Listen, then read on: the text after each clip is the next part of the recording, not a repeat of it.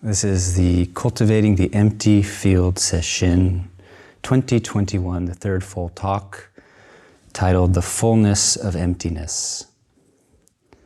And here are two poems kind of combined into one by a Dharma teacher named TK. The afternoon sky was clear, clear, blue celestial, turning into dusk and darkness. An owl who had waited patiently all day for his time to come began to call. The mind, not alienated from the body, expands through the sensory sphere in sky, in owl, in ancient tree, in the smell of rich earth. Freed from the past or future, freed from myself or mine, there is an untold and immeasurable mystery. And this mystery is impregnated by the awe and wonder of awareness turned into love. In the stillness of the deep mind, twilight falls and mystery is touched. The whole body is an act of perception. A mind rested in silence allows the heart to see with the whole body. The body, this life, is the very organ of knowing by which the mystery knows itself. Its joy, its fun, its game, its love. Mind as body traveled through sky and owl, through dusk and into darkness. As daylight disappeared into the dark, I am disappeared into silence, awareness into love. Sunlight enters the western gate at dawn. Mind is filled with brilliance. There is a freedom untouched by any event, which knows neither birth nor death.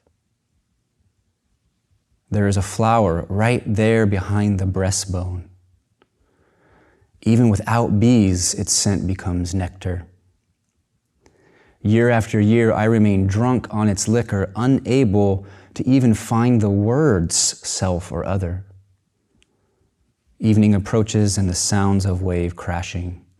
No need to fear beginnings or endings, my friend. Here by the ocean, there is so much magnificence.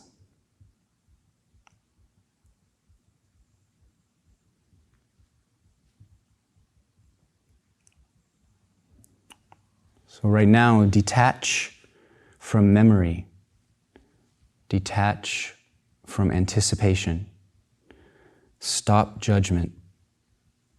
What is the past?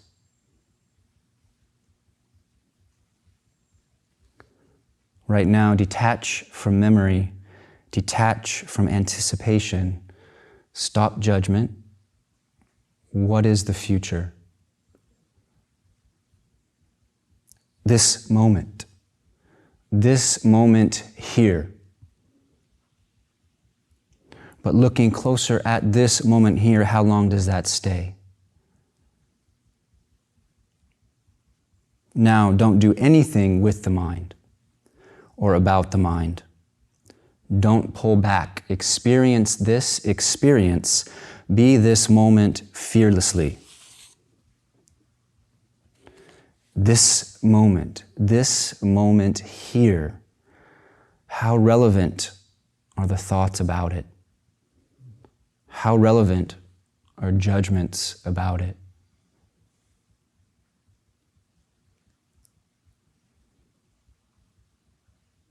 Detach from memory, detach from anticipation, let go of waiting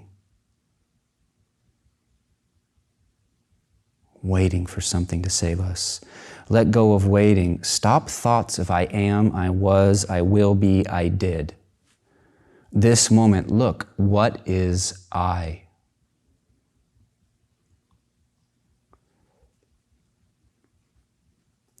This moment now, let everything be. Stop analyzing. Stop meditating. Stop resisting. Where are your problems? Where is suffering? Where is your past? Where is your future?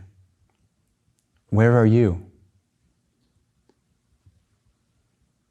This moment, gone as we point to it, fresh every time. This directness, this nowness is peaceful.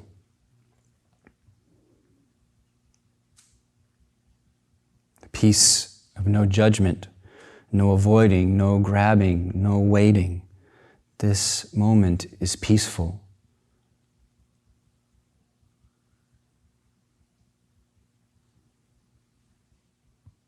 In this dharma of directness, judgments point to nothing actually existent. This moment, gone as we point to it, fresh every time. Like a bottomless well.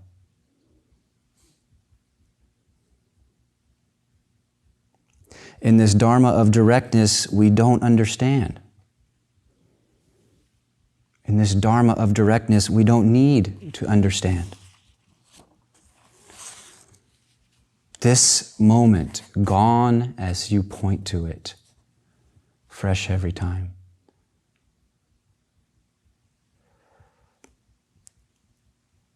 This is not all there is to practice. But this directness, this nowness, this freshness is the basis for practice to further unfold.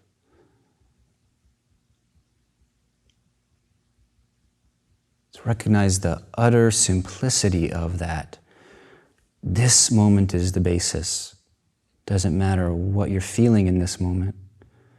It doesn't matter how your energy is in this moment. It doesn't matter who you were or what you will do. This moment is the wide open gate for practice.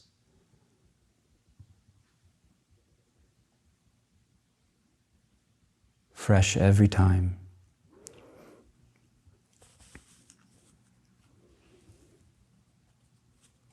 As soon as anybody tries to talk about the Dharma, they have to speak in dualities.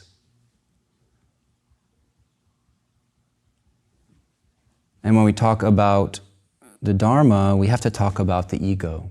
We need to talk about the self. And we have to think about it carefully.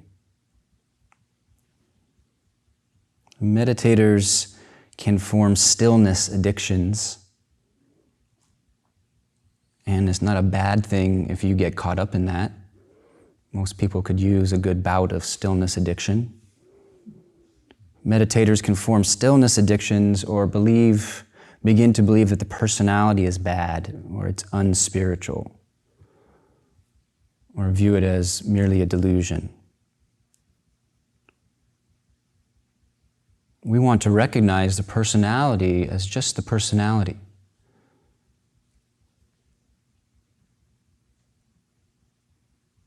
We don't often recognize the personality as just the personality. We often think we are the personality, or it thinks it is us.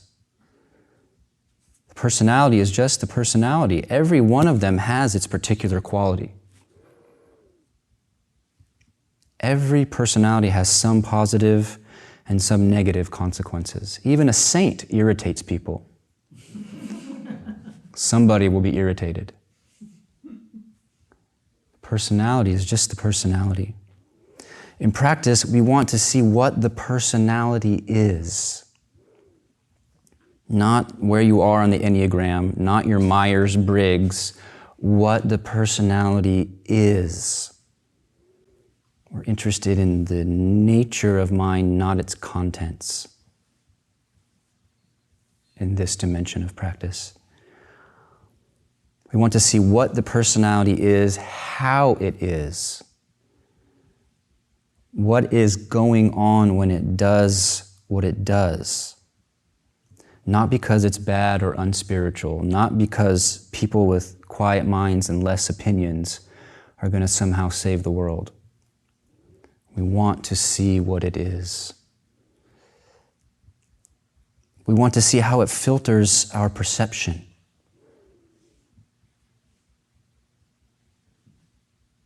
Everybody is having a different Sesshin.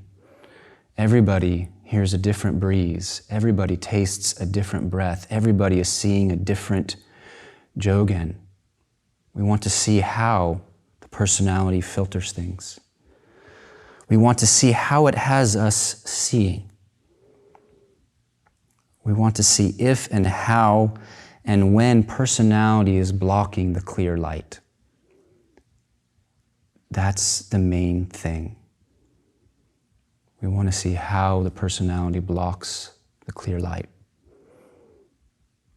We want to see how the personality is none other than the clear light. But it seems like we have to let go of the personality first. So when seeing the ego is said, or letting go of the self is said, we're pointing to mind operating in a way that is limiting experiencing a bigger picture. This old Zen metaphor that before practice we're like a person looking at the sky through a bamboo tube. We're looking at our life or all the people we encounter through a bamboo tube.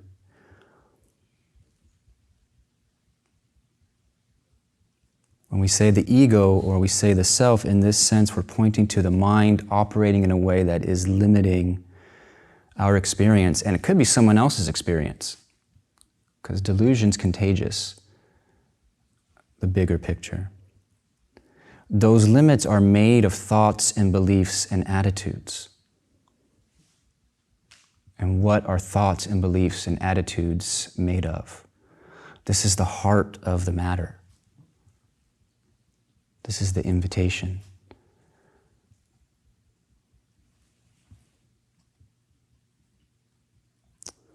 How deeply can we let go of these limits on seeing the bigger picture? How deeply can we be free of the conditioning that filters the world? How deeply can we be free of the ego and all its attendant fears and resistances and biases? Practice is an invitation to find out. Rumi speaks as someone who feels like has deeply tasted this release and has the passion to be that all the way through. There's a love affair with the mystery. There's a devotion to the mystery. Another old Zen saying is, if you put as much energy as you have into chasing a partner, into awakening, you'd be a Buddha in no time. And that was medieval Japan. Rumi says, the moon has come back out. The moon has come back out. The other moon. That was never above us or seen in dreams. The moon that brings fire and pours wine. The moon that brings fire and pours wine, that cooks us to tenderness. Our eyes look at a table full of fine foods and say, fantastic, more of that, please. Then we remember the ocean and leap out of our personalities into that. Try to find us.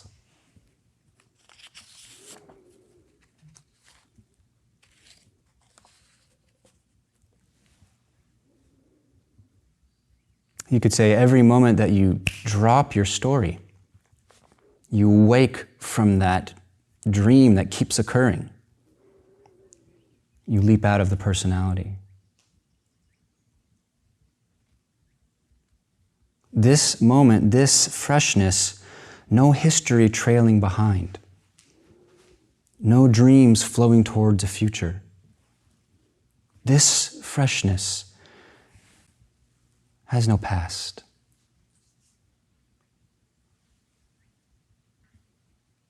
But always, the personality can dream itself back into being, can reweave its story, its spell. So we taste this freshness, this moment, no past, no future, and then we're pulled back. We're submerged in silence, and suddenly we're back in the ordinary clamor of I, me, and mine. This is the way it goes, unless maybe you're one of these ultra-gifted spiritual geniuses. It's just the way it goes. We plunge into that, and then we're back on the shore.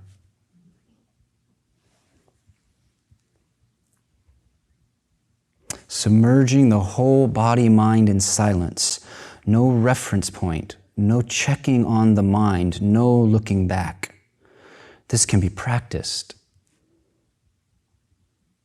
This is what's meant by shikantaza. This is what's meant by just sitting, submerging the whole body, mind in silence. No checking, no looking back. No reference point.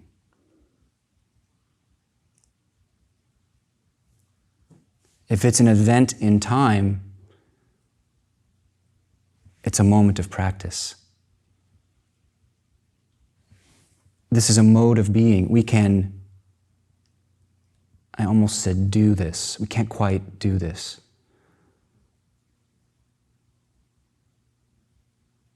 You can let go of your grip of something, but it's gravity that pulls you down. Submerging the whole body, mind in silence. Why do we grasp at the solidity of the shore? Because we're letting go of certainty. We're giving up the life raft, what we think is a life raft of everything we know and the knowledge we've accumulated and the ideas we have about ourselves and other people.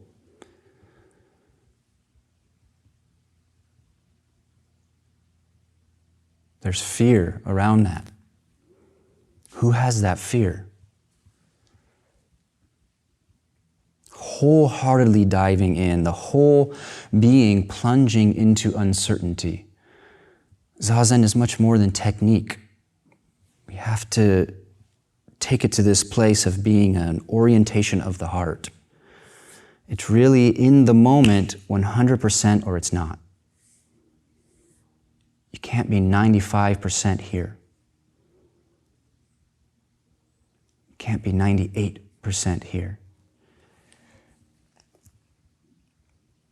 So the self snaps us back.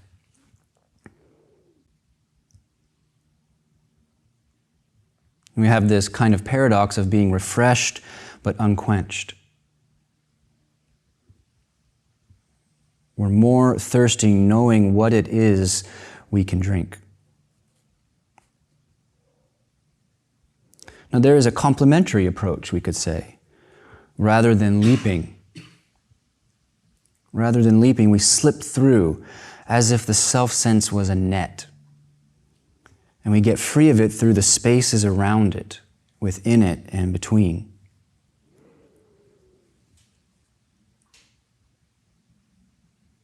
The real wonder is that something with no real existence creates heaven and creates hell. Something with no real existence speaks silence without mouth or lips. Look directly at mind with your eyes open. Hey, please, I invite you to do that with your eyes open. Look directly at mind. What do you look at? What do you see?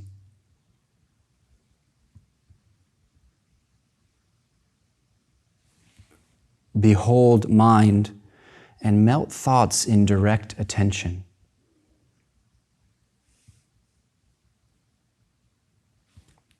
Please do that. Melt thoughts in direct attention. This is not abstract.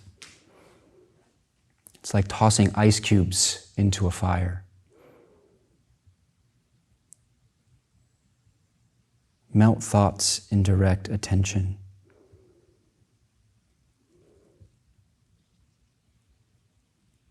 Feel whatever your attitude is. We want to become aware of attitudes. They're like more subtle thoughts, more subtle vibrations animating us. What's the attitude right now? The thoughts are often evidence of it, but what's the stance that you have towards this?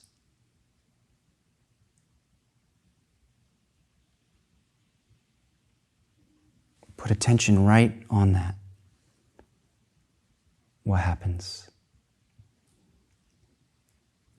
Look directly at this one who seems to be sitting here doing a practice.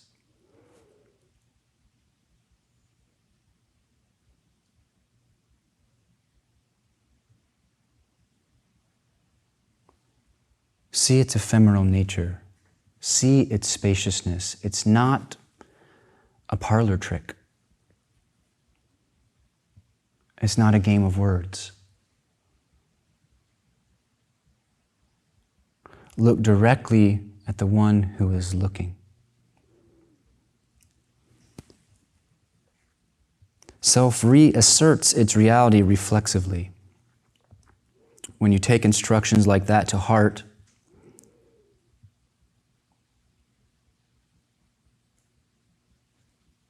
awareness shines and there's no obstruction. There's no center.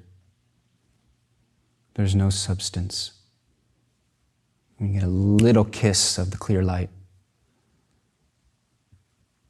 And then self reasserts its reality reflexively. Grasping takes consciousness as me that knows, as me that has experiences.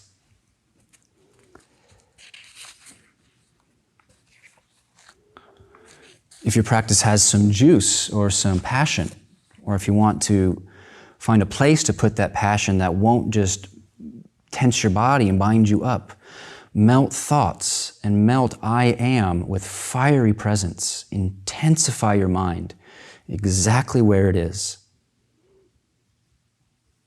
as if you were turning up a kerosene lamp.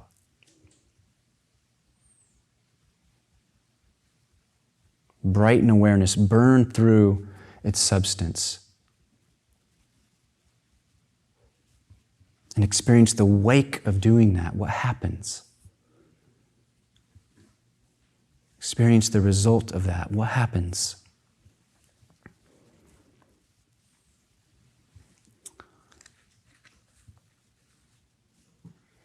And move on to Hongzhi.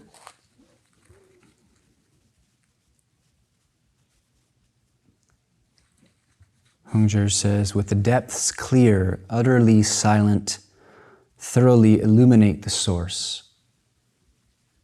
Empty yet spirited, vast and bright. Thoroughly illuminate the source. What happens when you look directly at mind? He says, empty yet spirited, vast and bright. Even though you lucidly scrutinize self-image and no shadow or echo meets it, searching throughout, you see that you still have distinguished between the merits of 100 undertakings. Even though you lucidly scrutinize self-image.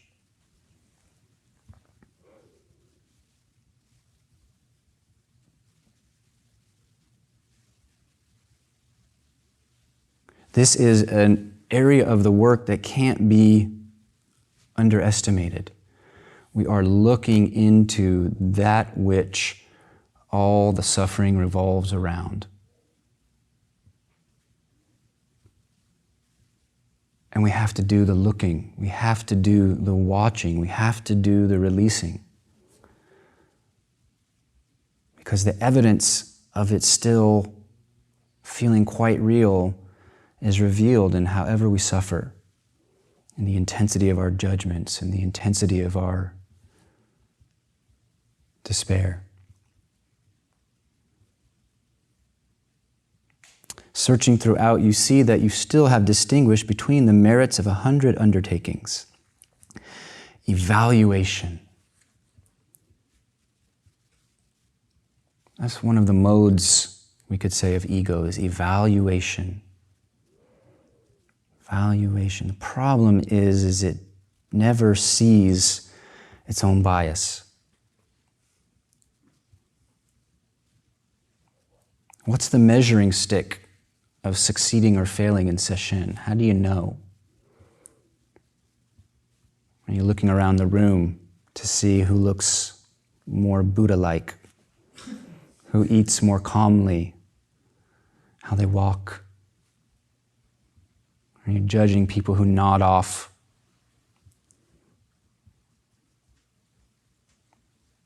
Being one of those who has done or has seen it, which is always in reference to those who have not. You spot that in action. The self is dualistic. They are, so I'm not. I'm not, so they are. I'm here, so that's out there. Evaluation. Jogen Roshi used to give whole Dharma talks where he basically just said, do not judge.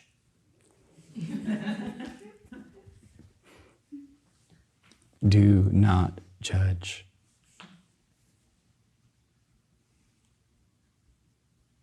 It's a very painful thing that for whatever reason keeps on turning its wheels without interruption.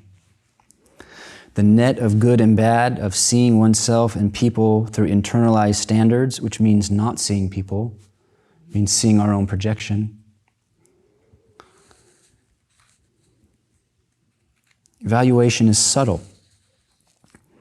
People hit a place in life and practice where they feel and think, and it's not always conscious, what's the point? What's the point?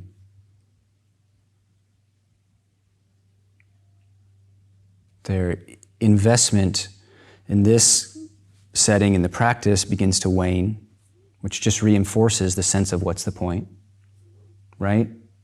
Because you go, what's the point? You stop putting your heart into it. You stop putting your heart into it, the fruits begin to vanish. But people, I think all people, or I hope all people, hit a place in life and practice where they feel and think, what's the point? What's the point of this? Or they think, there is no point. There is no point. There is no meaning. And these are different. What's the point? Or there is no point. There is no point is a conclusion. There is no point is a conclusion, as if our little minds can comprehend the mystery and majesty of the universe. And from our little flicker of years of experience, we look at this mystery of life and say, there's no point. The kind of hubris of that, the pride of that.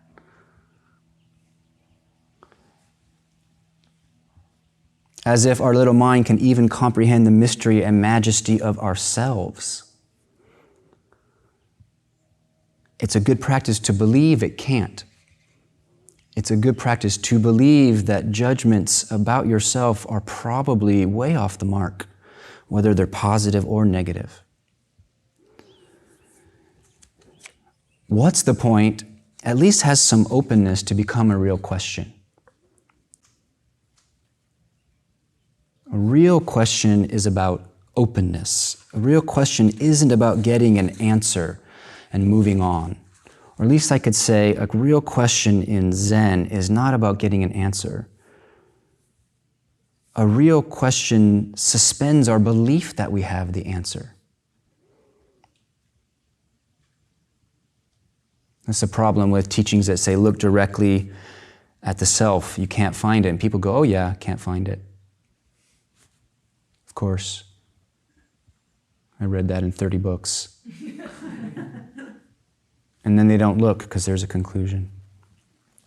A real question, really attended to, really entered, can open a different way of seeing.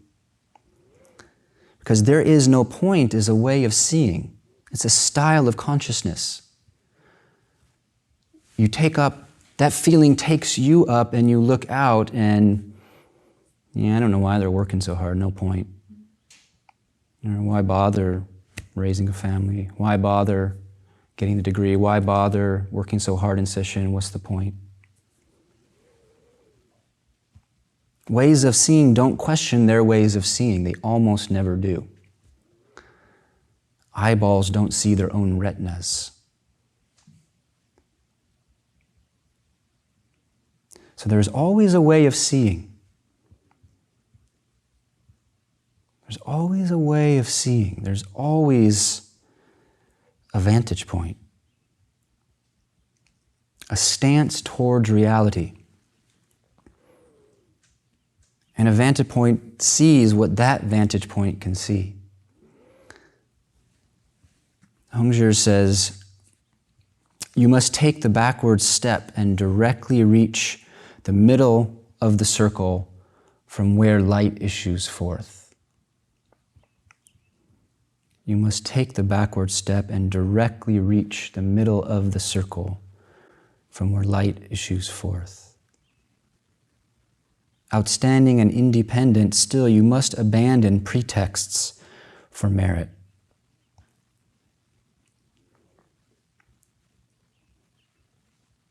If we touch the deep splendor of the Dharma, it's not about us. The splendor is not the self. Realization of true nature sometimes happens even in the minds of people real rough around the edges, real unsavory characters. Even rough around the edges, unsavory characters like us. This mystery can just erupt. The conditions we create seem to increase its likelihood, but it can just be noticed.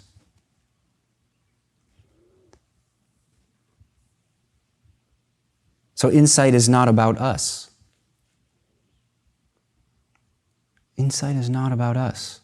Kind of a interesting thing there. We have to put our butts into practice and do it for insight to arise. Maybe it'll happen some lifetime otherwise. But if it arises, it's not about us. It's not a merit badge. It's not about being good or deserving. It's not about being special because of an experience. It's not about being bad or unworthy or mediocre because we haven't had an experience.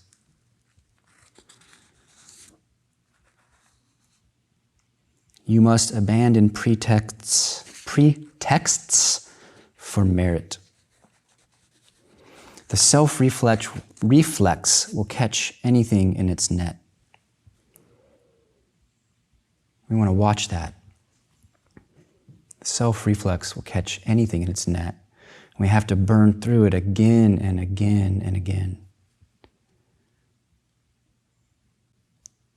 So Hongzhi continues, carefully discern that naming engenders beings, and that these rise and fall with intricacy. Carefully discern that naming engenders beings, and that these rise and fall with intricacy. When you can share yourself, then you may manage affairs, and you have the pure seal that stamps the 10,000 forms.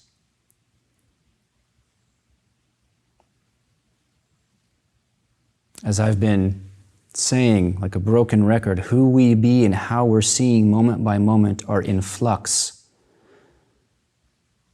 The filter rises and it falls. In one moment there's a friend, in the next moment they're an adversary. Now we're seeing someone as wise, now a fool. Like and dislike cast their spells based on these empty echoes of memory. Attraction and aversion cast their spells of who or what brings me pleasure, or who or what brings me pain. So we make a study of our reality-shaping perceptions. And when we really do that, we can make a practice of awareness naked of discriminations.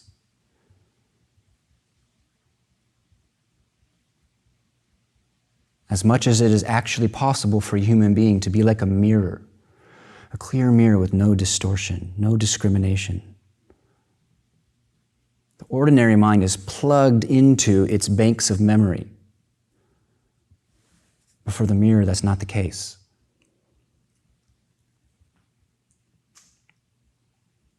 How deeply is this possible? And why does it matter?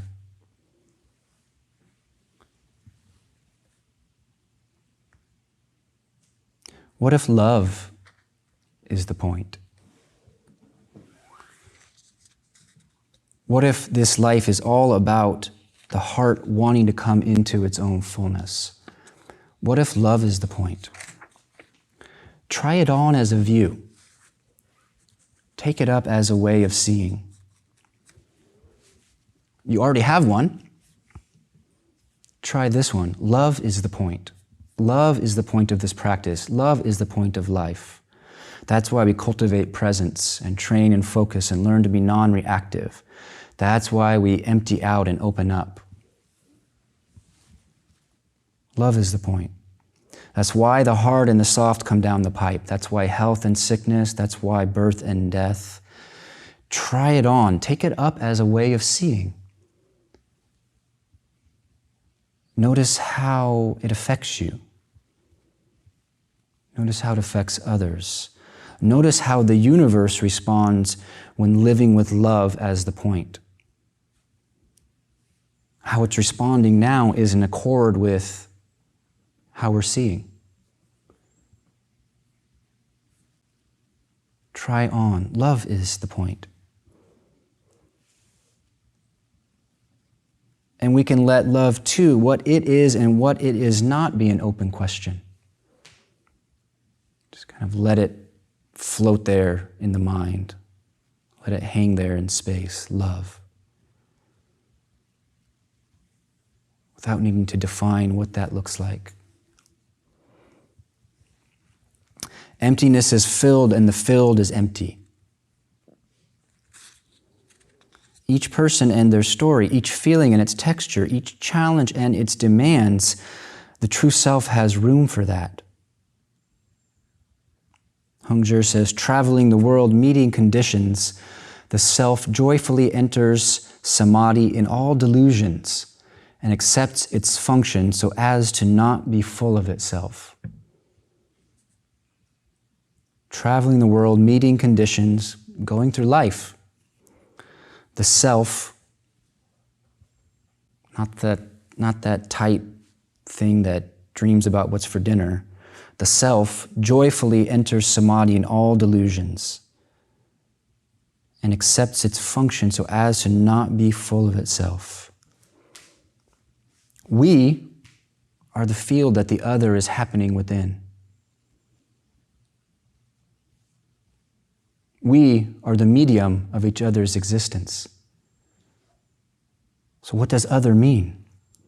Right here, right now, this moment, there's no inside and no outside. We're woven into the moment. We're woven into each other. It's all mixed up.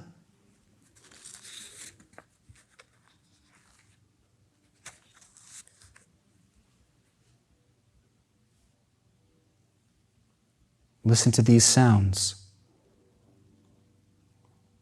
Where does hearing end and the sound begin?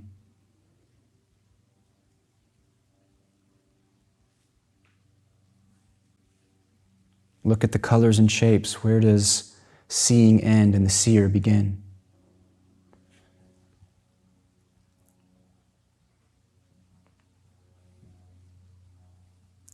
Seer, seeing, and seeing, no division. Hearer, heard, and hearing, no division. It's all mixed up. It's all mixed up. Grasping self reflexively asserts itself, fills itself with its concepts of itself, and its stressful perceptions of itself. So living out receptive awareness is fulfilled by the world. Living out receptive awareness, we're filled, we're intimate with the task at hand. It relieves us of grasping self. It fills us, it completes us. If we don't, there it is. Hongzhi expresses it like this: the empty valley receives the clouds. The empty valley receives the clouds. The cold stream cleanses the moon. The cold stream cleanses the moon. Not departing and not remaining, far beyond all the changes. Far beyond all the changes, you can give teachings without attainment or expectation. Love and wisdom, teach love and wisdom about love and wisdom. It's as if so many things are waiting for there to be room in our hearts. As soon as there is, they will leap in. So many things are waiting for there to be room in our hearts. And when there is room, they come and remind us what heart is. As if so many beings, the trillions of living beings, are waiting for our minds to see them as they are, to see themselves reflected in that calm light. And when they are reflected in that calm light, all the beings remind us what that light is.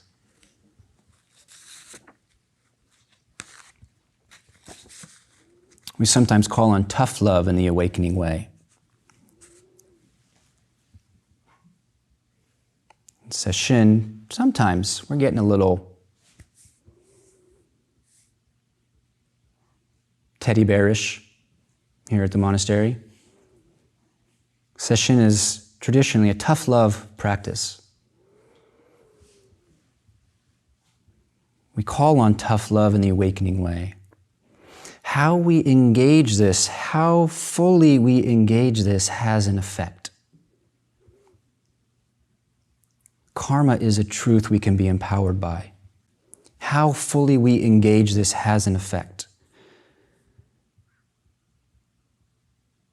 So just as a practical matter, especially if you were fortunate enough to be born well after the time of the Spice Girls or Pauly Shore,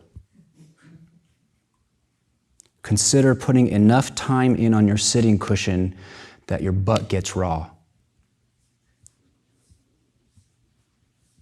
How we put ourselves into this, how we engage this, has an effect. It's not just some kind of magic thing. We're not like trying to increase the likelihood that the Buddha's lightning bolt will come through the ceiling. Concentrated, sustained awareness gathers energy. First day of session, I was able to take a nap, but now I can't fall asleep. Maybe some of you experienced that. Your need for sleep goes away, your appetite diminishes, you're gathering energy from a different source. It has a purpose. It has a utility, or it could have a utility. Maizumi Roshi would say, Jo Riki.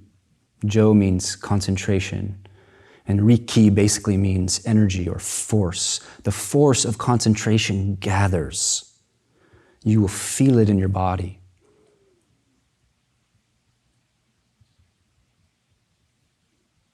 That energy, that heat that's generated may be just what we need to soften fixations.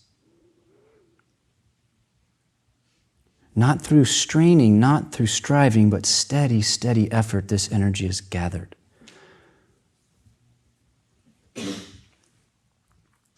Call on tough love. When something in you wants to zone out, tune out, or just sit in a disengaged, drifting way, don't give that too much playground. Recognize that and stay with this, which includes staying with that feeling of wanting to zone out, wanting to tune out, wanting to just take it easy. Everyone who practices with devotion gets clearer, realer, and freer. You hang around places of practice long enough, you will see that. Everyone who practices with devotion gets clearer, realer, freer. Believe this. Feel this. Become the evidence of this. Whether it's easy or a struggle, love can be the point. This point here and now. And what we're pointed towards. Love is the point. How are we relating to this? Your body is an emblem of how you're relating to this.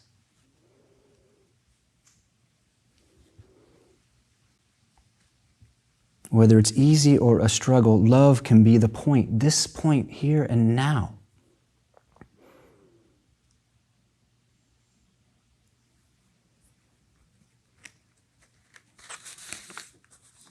The body right now, the heart right now, the mind right now, the teacher continually arising. The teacher's not some person saying a bunch of stuff. This body, this mind, this heart is the teacher continually arising.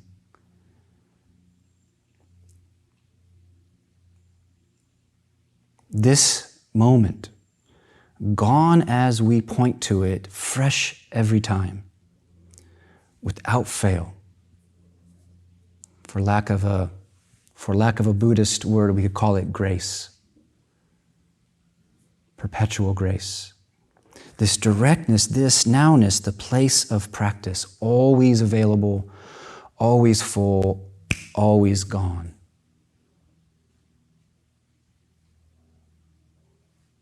There's nothing restricting us but our own minds. Thank you.